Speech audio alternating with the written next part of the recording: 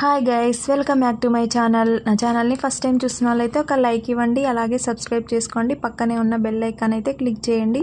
ఇప్పుడు గజ్జకాయలు ఎలా చేయాలో చూసేద్దాం. పల్లీలని కొంచెం దూరగా వేయించి వాటి మీద ఉన్న పొట్టు తీసేసి ఇలా మిక్సీ జాడీలో పల్లీలు బెల్లంని ఇలా అయితే మిక్సీ పట్టుకోవాలి.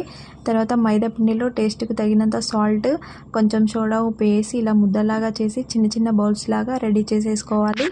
తర్వాత ఈ పిండిని పూరీలాగా చేసి గజ్జకాయల మిషన్లో అయితే ఇలా గజ్జకాయలు చేసుకోవాలి. మీలో ఎంతమందికి ఇవి ఇష్టమో కామెంట్ బాక్స్లో అయితే కామెంట్ పెట్టండి.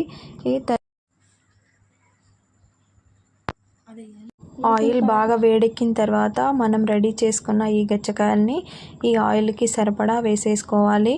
మంచి కలర్ వచ్చిన తర్వాత టర్న్ చేసి ఇలా తీసేసుకోవాలి. ఆయిల్ని హై ఫ్లేమ్లో పెట్టొద్దండి, ఎందుకంటే ఇవి మాడిపోతే ఈ గజ్జకాయలు అనేవి క్రిస్పీగా ఉండవండి. ఈ వీడియో మీకు ఎలా అనిపించింది? ఓకే అండి, బాయ్.